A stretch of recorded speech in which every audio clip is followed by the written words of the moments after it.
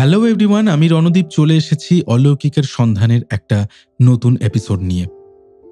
আজ আমরা শুনবো আরও একটা চিঠি, আরও একটা সত্যি কিন্তু অবিশ্বাস্য অলৌকিক কাহিনী।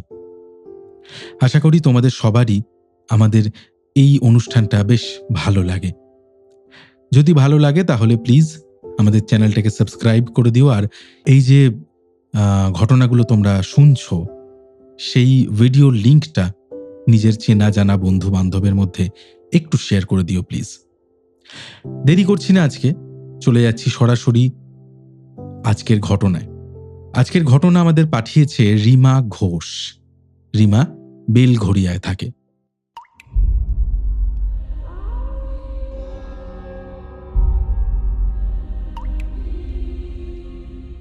এই পৃথিবীতে কিছু ঘটনার কোনো ব্যাখ্যা হয় না। ওয়েলকাম টু অলৌকিকের সন্ধানে, ভয় যেখানে সত্যি হয়। আমি সৌম্য, আর আমি রয়েছি রণদীপ আপনাদের সঙ্গে। আর আমাদের আজকের ঘটনাটা এমন একজন পাঠকের, যিনি নিজের চোখে দেখেছেন এমন এক ঘটনা যা তাকে আজও বিশ্বাস করতে বাধ্য করেছে যে অলৌকিক ঘটনা সত্যিই এই দুনিয়ায় ঘটে। আসুন শুরু করি আজকের কাহিনী এবং জানি সত্যি কি কিছু অলৌকিক আছে তার সেই অভিজ্ঞতায়।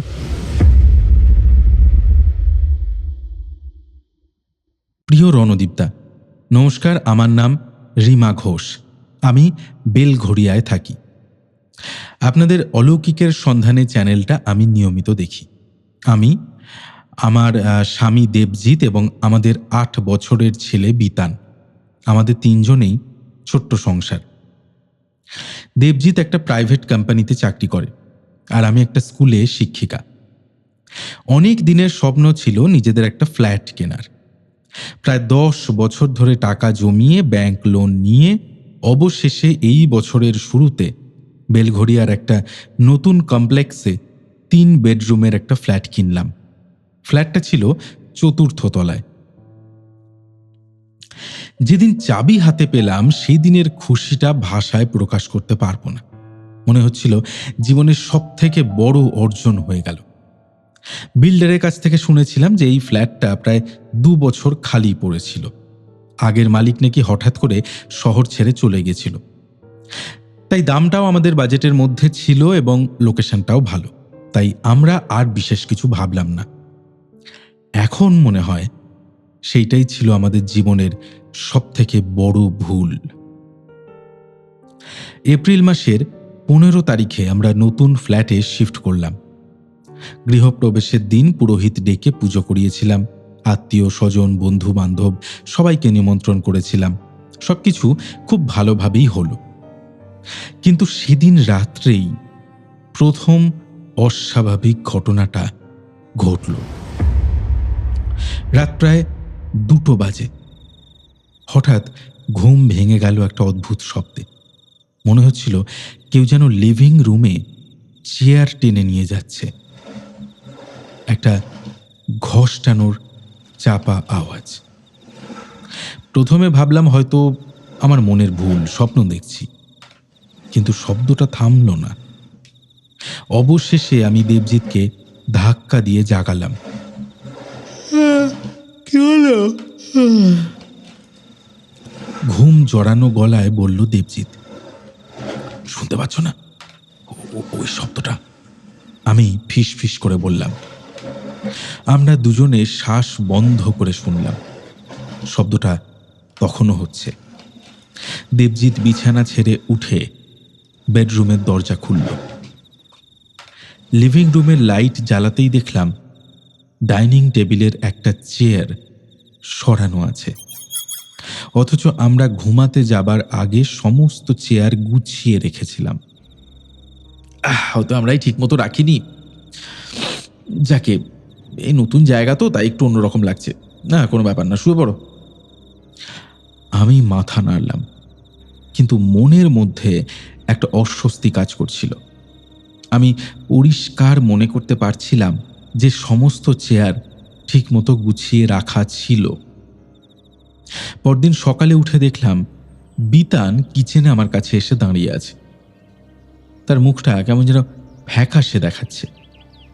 কি হয়েছে বাবা? আমি জিজ্ঞেস করলাম। মা, গতকাল রাত্রে আমার ঘরে কেউ এসেছিল, বিতান নিজের কচি গলায় বলল। আমার বুকটা হঠাৎ ধড়াস করে উঠল। আমি বললাম, মানে কি বলছিস তুই? হ্যাঁ মা, আমি জেগেছিলাম, একজন আন্টি আমার ঘরে ঢুকলো, শাড়ি পরা। সে আমার দিকে তাকিয়ে হাসছিল। না না না, তুই নিশ্চয় স্বপ্ন দেখছিস। আমি বললাম বটে, কিন্তু আমার নিজের গলা কাঁপছিল, সেটা আমি স্পষ্ট বুঝতে পারছিলাম। কিন্তু বিতান জেদ ধরে বলল, না মা, আমি স্বপ্ন দেখিনি, আমি পুরো জেগেছিলাম। আন্টিটা আমার বিছানার পাশে দাঁড়িয়েছিল। আমি দেবজিৎকে কিছু বললাম না। ভাবলাম নতুন জায়গায় এসে বিতানের হয়তো মনে ভয় ধরেছে। কিন্তু পরের কয়েকদিনে যা যা ঘটতে শুরু করলো, তাতে বুঝলাম ব্যাপারটা শুধুই বিতানের কল্পনা নয়। 3 দিন পর রাত প্রায় 3টের সময় আমি আবার জেগে উঠলাম। এবার শব্দ নয়, একটা অদ্ভুত গন্ধে। মনে হচ্ছিল কোথাও যেন কিছু একটা পুড়ছে। আমি উঠে পুরো ফ্ল্যাট চেক করলাম, কিচেন, লিভিং রুম, সব জায়গায়, কিন্তু কোথাও কিচ্ছু জ্বলছে না, গ্যাসও বন্ধ। তবু সেই পোড়া গন্ধ কিছুতেই যাচ্ছে না। আমি দেবজিৎকে ডাকতে যাচ্ছিলাম, ঠিক তখনই দেখলাম আমাদের বেডরুমের দরজার সামনে কেউ একজন দাঁড়িয়ে আছে। অন্ধকারে স্পষ্ট দেখতে পাচ্ছিলাম না, কিন্তু একটা শরীরের আউটলাইন বুঝতে পারছিলাম। লম্বা কালো একটা ছায়ামূর্তি। কে ওখানে?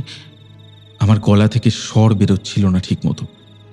ছায়ামূর্তিটা কিন্তু নড়ল না, শুধু দাঁড়িয়ে রইল। আমি আতঙ্কে পাথর হয়ে গেলাম। কতক্ষণ দাঁড়িয়েছিলাম জানি না। হঠাৎই দেবজিৎ নড়ে চড়ে উঠতেই আমি চোখ ফিরিয়ে তার দিকে তাকালাম। আবার যখন দরজার দিকে তাকালাম, সেখানে আর কেউ নেই। দেবজিৎ, দেবজিৎ ওঠো তো। আমি তাকে জোরে ঝাঁকালাম। কি হয়েছে রিমা? এত রাত্রে কি হলো? কি হয় তোমার মাঝরাত্রে? উফ বাবা, বারবার ঘুমটা ভাঙিয়ে দাও। দেবজিৎ দরজার কাছে কেউ একজন দাঁড়িয়েছিল। এবার দেবজিৎ তড়িঘড়ি উঠে লাইট চালালো, পুরো ফ্ল্যাট তল্লাশি করলো, কিন্তু কিচ্ছু পেল না। তুমি নিশ্চয়ই স্বপ্ন দেখেছ। না, আমি পুরো জেগেছিলাম, আমি প্রায় চিৎকার করে বললাম। সেই রাতের পর থেকে আমার ঘুম হয় না ঠিক মতো। প্রতি রাত্রে আতঙ্ক নিয়ে জেগে থাকি, কি হবে কে জানে। এরপর ঘটনাগুলো আরো ঘন ঘন ঘটতে শুরু করলো। প্রায় প্রতি রাত্রেই কিছু না কিছু হচ্ছিল। কখনো মাঝরাত্রে কলের জল এমনিতেই পড়তে শুরু করছে, কখনো টিভি এমনিতেই চালু হয়ে যাচ্ছে, ভলিউম বেড়ে যাচ্ছে, কমে যাচ্ছে। সকালে উঠে দেখছি রান্নাঘরের সব বাসনপত্র মেঝেতে ছড়িয়ে পড়ে আছে, কাপড়ের আলমারি খোলা পড়ে আছে, কাপড় সমস্ত অগোছালো। সব থেকে ভয়ঙ্কর ব্যাপার হলো বিতানের সঙ্গে।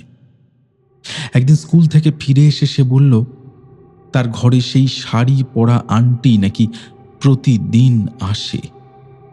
সে নাকি বিতানের সঙ্গে খেলতে চায়। সে কি বলে তোকে? আমি জিজ্ঞেস করলাম।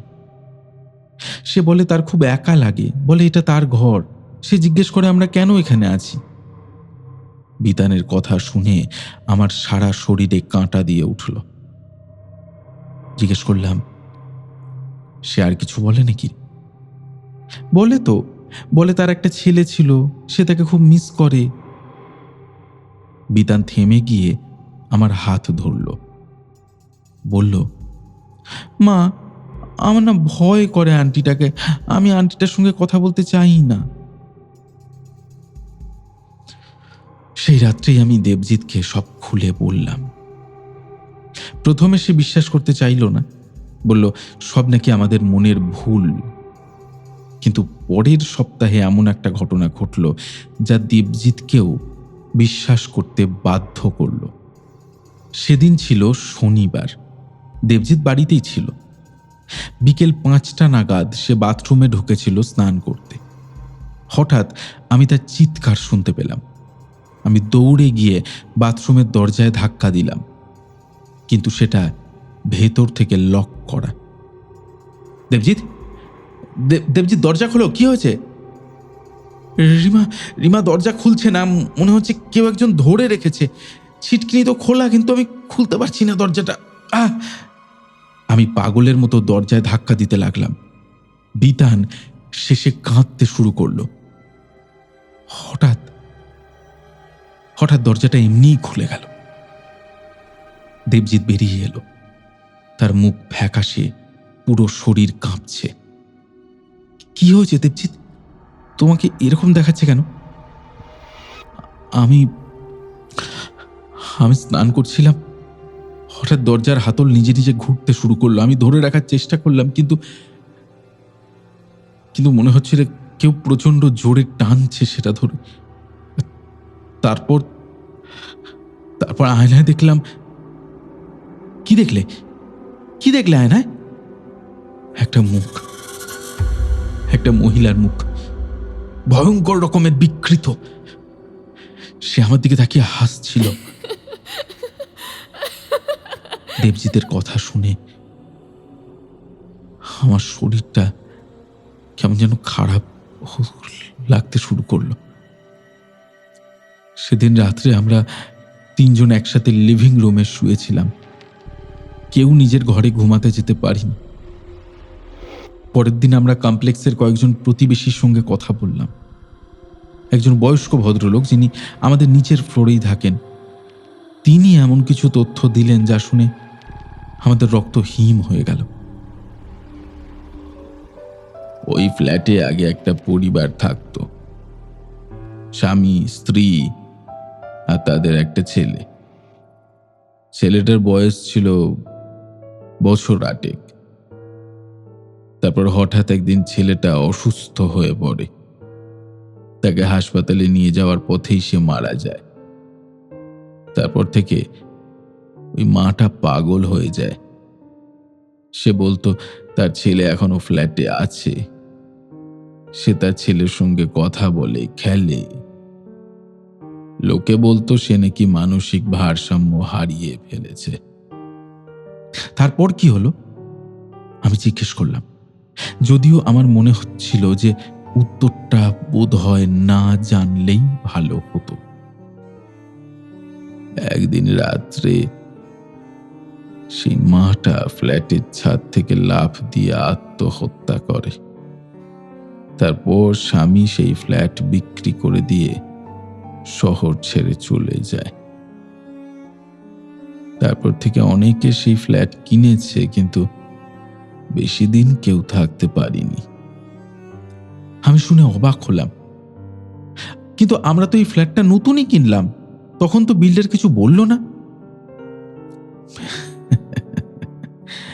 বিল্ডার বলবে কেন? বলে দিলে তো আর কেউ কিনবে না। সেই রাত্রে আমরা ঠিক করলাম এই ফ্ল্যাট ছেড়ে আমরা চলে যাব। তবে এত টাকা দিয়ে কেনা ফ্ল্যাট এমনি এমনি ছেড়ে যাওয়া তো সম্ভব নয়। আমরা ভাবলাম শেষ চেষ্টা হিসাবে কোন একজন তান্ত্রিক বা ওঝাকে ডেকে একটা গৃহবন্ধন করাবো। পরের দিন আমার এক বান্ধবীর মাধ্যমে একজন তান্ত্রিকের সন্ধান পেলাম। তার নাম অমিত বাবু। তিনি এসে ফ্ল্যাট দেখলেন, তারপর বললেন, এখানে একটা অশুভ উপস্থিতি আছে। একটা আত্মা আটকে আছে এখানে, সে যেতে চাইছে না। আপনি কি কিছু করতে পারবেন? দেবজিৎ জিজ্ঞেস করল। চেষ্টা করতে পারি, তবে শক্তিশালী আত্মা সহজ হবে না। সেই রাত্রে অমিত বাবু পুজোর আয়োজন করলেন। ধূপ, ধুনো, মন্ত্র, নানা রকম আচার অনুষ্ঠান। প্রায় রাত 12টা অবধি চলল পুজো। আমরা 3 জন সেই ঘরেই বসে থাকলাম। বিতান আমার কোলে মাথা রেখে ঘুমিয়ে পড়েছিল। আমারও চোখটা কেমন যেন লেগে এলো। হঠাৎই লিভিং রুম থেকে একটা ভয়ঙ্কর শব্দ এলো, মনে হচ্ছিল কিছু ভেঙে পড়ছে। আমরা দৌড়ে গিয়ে দেখলাম অমিতবাবু মেঝেতে পড়ে আছেন, তার মুখ থেকে রক্ত বেরোচ্ছে। পুজোর সমস্ত জিনিসপত্র ছড়িয়ে ছিটিয়ে আছে চারিদিকে। আমরা তাড়াতাড়ি তাকে উঠতে সাহায্য করলাম। তিনি কাঁপছিলেন। বললেন আর এই বাড়িতে থাকবেন না, এই বাড়িতে যে আছে সে খুবই শক্তিশালী, এই পুজো শেষ করার মতো ক্ষমতা তার নেই। এই বলে তিনি তাড়াতাড়ি বেরিয়ে গেলেন। সেই রাত আমাদের জীবনের সব থেকে ভয়ঙ্কর রাত ছিল। অমিত বাবু চলে যাওয়ার পর থেকে সেই ফ্ল্যাটে যেন নরক নেমে এলো। রাত 2টো নাগাদ প্রথমে শুরু হলো। সব ঘরের দরজা জানলা খুলতে শুরু করলো, বন্ধ হতে শুরু করলো। আমরা 3জন লিভিং রুমে একসঙ্গে জড়সড় হয়ে বসে থাকলাম। হঠাৎই লাইট নিভে গেল, পুরো ফ্ল্যাট অন্ধকারে ডুবে গেল। দেবজিৎ মোবাইলের টর্চ জ্বালালো। টর্চের আলোয় দেখলাম দেওয়ালে একটা লেখা ফুটে উঠেছে, রক্তের মতো লাল রঙে লেখা, এটা আমার বাড়ি, চলে যাও। বিতান ভয়ে কাঁদতে শুরু করলো। আমিও তাকে শক্ত করে জড়িয়ে কাঁদতে লাগলাম। দেবজিৎ বলল, আমরা আমরা এখন এখান থেকে বেরিয়ে যাই, চলো, এই বাড়িতে থাকা ঠিক হবে না। কিন্তু যখন আমরা মূল দরজার দিকে গেলাম, দেখলাম দরজা খুলছে না। দেবজিৎ নিজের সম্পূর্ণ শক্তি দিয়ে ধাক্কা মারছে, কিন্তু দরজা যেন পাথরের মতো আটকে আছে। দেবজিৎ চলো আমরা জানলা দিয়ে বেরোই, আমি বললাম, কিন্তু জানলাগুলোও খুলছে না। আমরা বাড়িতে আটকা পড়ে গেছি। তখনই সেই শব্দটা শুরু হলো। প্রথমে ছিল খুব ফিস ফিস করা একটা আওয়াজ, তারপর ধীরে ধীরে সেটা জোর হতে লাগলো। একটা মহিলার গলা, কিন্তু খুবই অদ্ভুত, চেরা, অস্বাভাবিক গলা। সে বলছে, আমার ছেলে কোথায়? আমি তাকে চাই, আমার ছেলেকে ফিরিয়ে দাও। আমরা আপনার ছেলেকে নিইনি, আমরা কিছু করিনি, দেবজিৎ চিৎকার করে বলে উঠল। কিন্তু গলাটা থামলো না। আমার ছেলেকে আমি দেখতে পাচ্ছি, আমার ছেলেকে তোমরা রেখে দিচ্ছ, আমাকে দাও, আমার ছেলেকে দাও। আমি বুঝতে পারলাম সে বিতানের কথা বলছে। আমি বিতানকে আরো শক্ত করে জড়িয়ে ধরলাম। তারপর আমরা দেখলাম অন্ধকারের মধ্যে একটা সাদা আকৃতি ধীরে ধীরে ফুটে উঠছে। ধীরে ধীরে সেটা স্পষ্ট হতে লাগলো, একজন মহিলা। কিন্তু তার মুখ, ভগবান, সেই মুখ বর্ণনা করার ভাষা আমার নেই। মুখটা সম্পূর্ণ বিকৃত, অর্ধেক পচে গেছে, চোখ দুটো ফাঁপা, মুখ থেকে কিছু লালার মতো ঝরছে।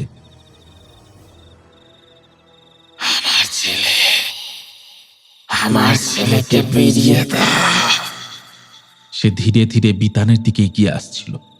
না, তুমি তাকে ছুঁতে পারবে না, আমি চিৎকার করে উঠলাম। দেবজিৎ আমাদের সামনে এসে দাঁড়ালো, কিন্তু সেই আত্মাটা থামল না। সে ভেসে আসছিল আমাদের দিকে। তার মুখ থেকে একটা ভয়ঙ্কর শব্দ বেরোচ্ছিল, একটা আর্তনাদের মতো, কান্নার মতো, রাগের মতো। বিতান আমার কোলে অজ্ঞান হয়ে গেল ভয়ে। আমি তাকে শক্ত করে ধরে রেখেছিলাম। চোখ বন্ধ করে মনে মনে দেবতার নাম জপ করছিলাম। হঠাৎ দেবজিৎ জোরে চিৎকার করে উঠল। আমি চোখ খুলে দেখলাম সেই আত্মা তার গলা চেপে ধরেছে। দেবজিৎকে মেঝে থেকে তুলে নিয়ে দেওয়ালে আছাড় মারছে। তার মুখ নীল হয়ে যাচ্ছে, সে শ্বাস নিতে পারছে না। দেবজিৎ, আমি চিৎকার করে উঠলাম। ঠিক তখনই হঠাৎ করে কিছু একটা পরিবর্তন হলো। বিতান আমার কোল থেকে ধীরে ধীরে মেঝেতে নেমে গেল। তারপর সে উঠে দাঁড়ালো, কিন্তু তার চোখ দুটো তখনও বন্ধ। সে হাঁটতে শুরু করলো সেই আত্মার দিকে।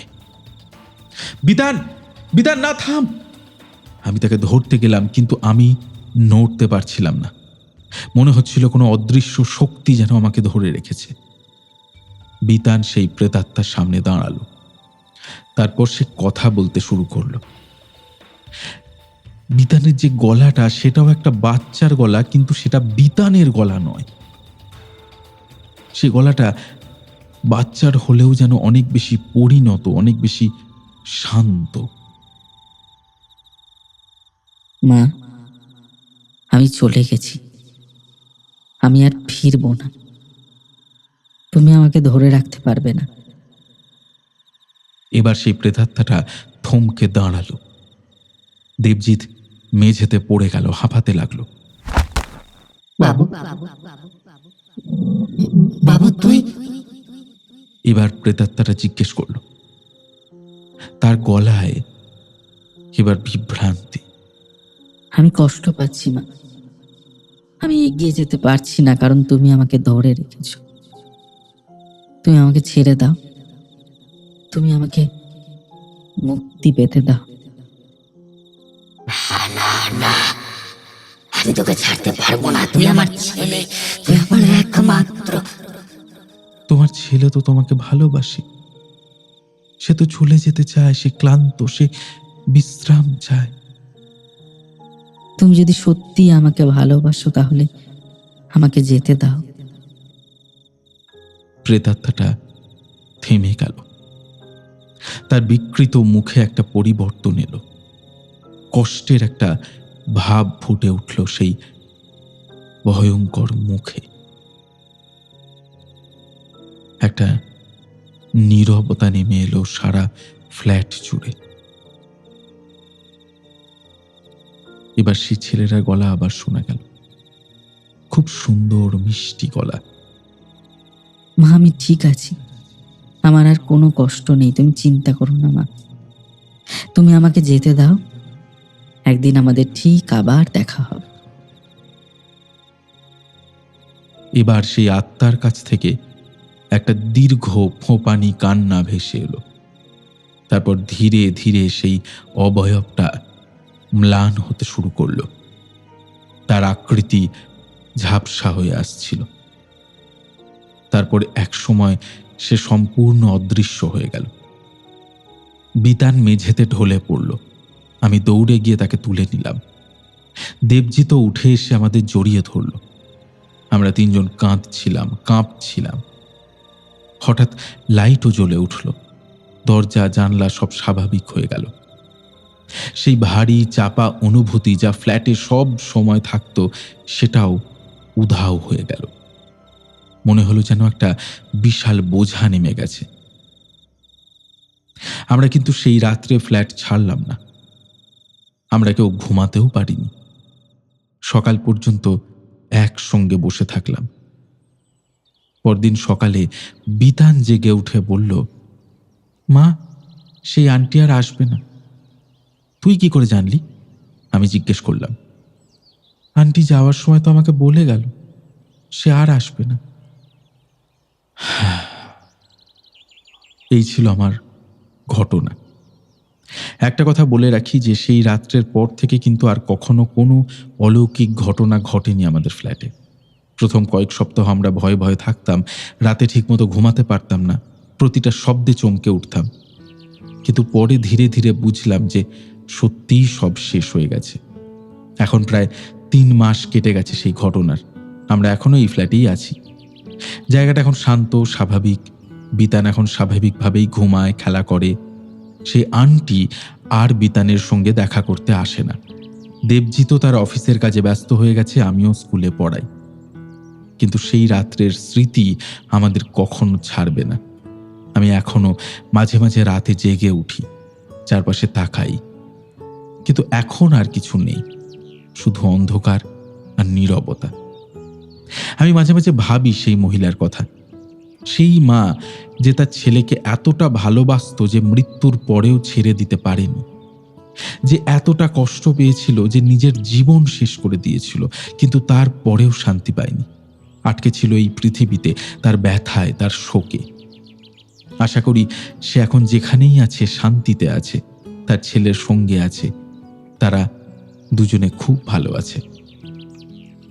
রণদীপদা, এই ছিল আমার ঘটনা। জানি না আপনারা এই ঘটনা বিশ্বাস করবেন কিনা। অনেকে বলবে আমরা নাকি হ্যালুসিনেশন করেছি বা মানসিক চাপে ভুগছিলাম, কিন্তু আমরা জানি যে আমরা কি দেখেছি, আমরা জানি যে আমরা কি অনুভব করেছি। আমি আপনাদের চ্যানেলের জন্য অনেক অনেক শুভ কামনা রাখি। আপনারা যে কাজ করছেন, মানুষের অলৌকিক অভিজ্ঞতা শেয়ার করছেন, সেটা অত্যন্ত গুরুত্বপূর্ণ। এর মাধ্যমে মানুষ বুঝতে পারে যে তারা একা নয়। এই জগতে অনেক মানুষই আছে যারা এই ধরনের ঘটনা এনকাউন্টার করেছে। ধন্যবাদ আমার গল্প শোনার জন্য। ভগবান আপনাদের মঙ্গল করুক। শ্রদ্ধা ও ভালোবাসা সহ, রিমা ঘোষ, বেলঘড়িয়া, কলকাতা। রিমা, অনেক অনেক থ্যাংক ইউ এরকম একটা ঘটনা আমাদের লিখে পাঠানোর জন্য। রিমার মতো তোমরাও যারা আমাদের ঘটনা লিখে পাঠাতে চাও, তাহলে তারাও পাঠিয়ে দাও। হোয়াটসঅ্যাপ নাম্বার আমাদের এই ডেসক্রিপশন বক্সে পাবে। সেই নাম্বারে হোয়াটসঅ্যাপে আমাদের চিঠি লিখে পাঠিয়ে দাও। বলা যায় না, পরের চিঠিটা হয়তো আমরা তোমারই পাঠানো চিঠি পড়ব। ততদিনের মতো সবাই ভালো থেকো। টাটা, দেখা হচ্ছে পরের এপিসোডে।